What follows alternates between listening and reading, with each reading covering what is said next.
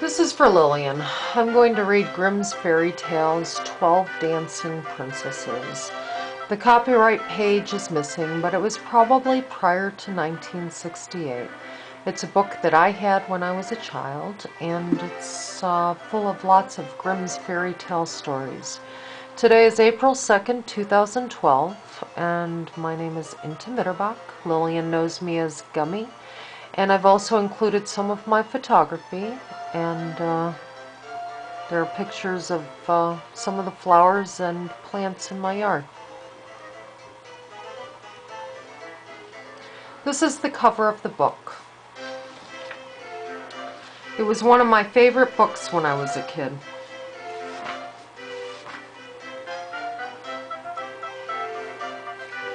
These are some of the flowers in my yard.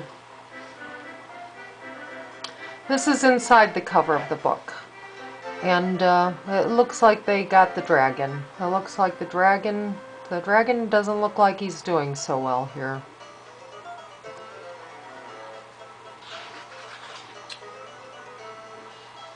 The 12 Dancing Princesses.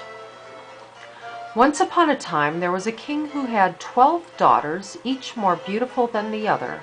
They slept together in a hall where their beds stood close to one another. At night, when they had gone to bed, the king locked the door and bolted it.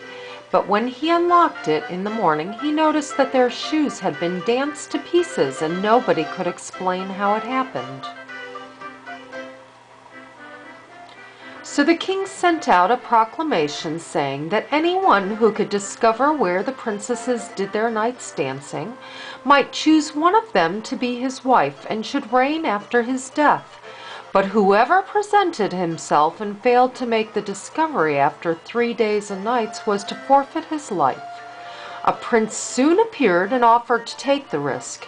He was well received, and at night was taken into a room adjoining the hall where the princesses slept. His bed was made up there, and he was to watch and see where they went to dance. The door of the room was left open so that they could not do anything or leave without being seen. But the prince's eyes grew heavy, and he fell asleep. When he woke in the morning, all the princesses had been dancing, for the soles of their shoes were full of holes. The second and third evenings passed with the same results. The prince was then granted no mercy, and his head was cut off. Many others came after him and offered to take the risk, but they all forfeited their lives. Now it happened that a poor soldier who had been wounded and could no longer serve found himself on the road to the town where the king lived. There he fell with an old woman who asked him where he was going. "I really don't know myself," he said, and he added in fun, "I should like to discover where the king's daughters dance their shoes into holes, and after that I should like to become king." "That is not so difficult," said the old woman. "You must not drink the wine which will be brought to you in the evening, but must pretend to be fast asleep." Whereupon she gave him a short cloak, saying, "When you wear this you will be invisible, and then you can slip out after the 12 princesses." When the soldier heard this good advice, he considered it seriously, plucked up the courage to appear before the king, and offered himself as suitor. He was as well received as the others, and was dressed in royal garments. In the evening, when bedtime came, he was conducted to the anteroom. As he was about to go to bed, the eldest princess appeared, bringing him a cup of wine, but he had fastened a sponge under his chin and let the wine run down into it, so that he did not drink one drop. Then he lay down, and when he had been quiet a little while, he began to snore, as though in the deepest sleep. The 12 princesses heard him and laughed. The eldest said he too must forfeit his life. Then they got up, opened cupboards, chests, and cases, and brought out their beautiful dresses. They decked themselves before the glass, skipping about and reveling in the prospect of the dance. Only the youngest sister said, "I don't know what it is. You may rejoice, but I feel so strange. A misfortune is certainly hanging over us." "You are a little goose," answered the eldest. "You are always frightened. Have you forgotten how many princes have come here in vain? Why, I need not give the soldier a sleeping draught at all. The blockhead would never have awakened." When they were all ready, they looked at the soldier, but his eyes were shut and he did not stir. So they thought they would soon be quite safe. Then the eldest went up to one of the beds and knocked on it. It sank into the earth, and they descended through the opening, one after another, the eldest first. The soldier, who had noticed everything, did not hesitate long, but threw on his cloak and went down behind the youngest. Halfway down he trod on her dress. She was frightened and said, "What was that? Who is holding on to my dress?" "Don't be so foolish. You must have caught it on a nail," said the eldest. Then they went right down, and when they got quite underground, they stood in a marvelously beautiful avenue of trees. All the leaves were silver and glittered and shone. The soldier thought, "I must take away some token with me," and as he broke off a twig, a sharp crack came from the tree. The youngest cried out, "All is not well. Did you hear that sound?" "Those are triumphal salutes because we have eluded our prince," said the eldest. Next they came to an avenue where all the leaves were of gold, and at last into a third where they were of shining diamonds.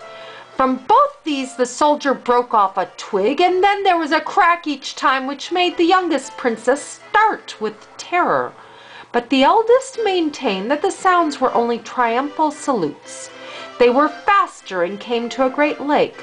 Close to the bank lay 12 little boats, and in every boat sat a handsome prince. They had expected the 12 princesses, and each took one with him, but the soldier seated himself by the youngest. "Then," said her prince, "I don't know why, but the boat is much heavier today. I am obliged to row with all my strength to get it along." "I wonder why it is," said the youngest, "unless perhaps it is the hot weather. It is strangely hot." On the opposite side of the lake stood a splendid, brightly lighted castle from which came the sound of the joyous music of trumpets and drums. They rowed across, and every prince danced with his love, and the soldier danced too unseen. If one of the princesses held a cup of wine, he drank out of it so that it was empty when she lifted it to her lips.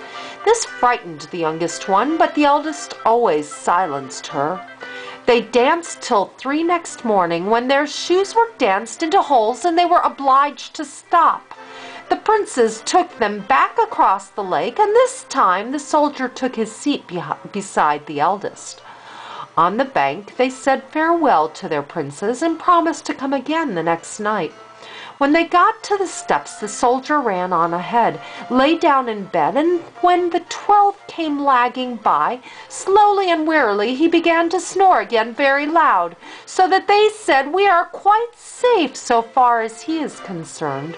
Then they took off their beautiful dresses, put them away, placed the worn-out shoes under their beds, and lay down. The next morning the soldier determined to say nothing, but to see the wonderful doings again. So he went with them the second and third nights. Everything was just the same as the first time, and they danced each time till their shoes were in holes.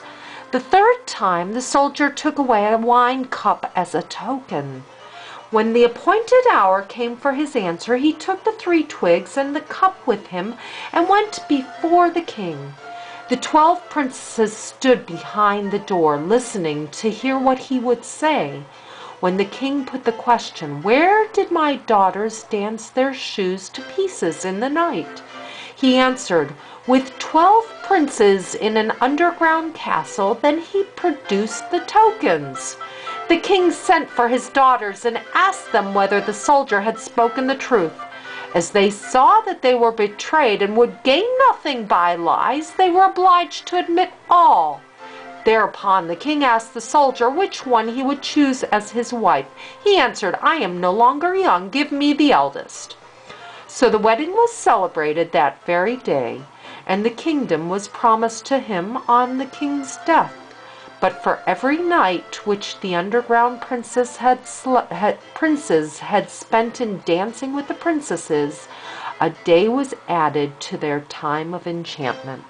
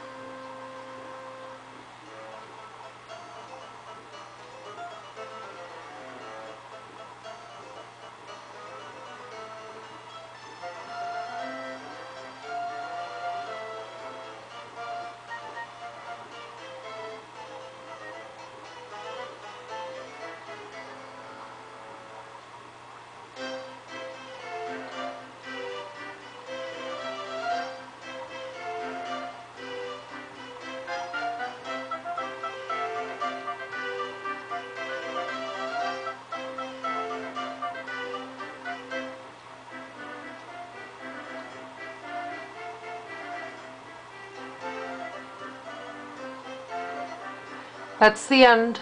That was Grimm's Fairy Tales, 12 Dancing Princesses.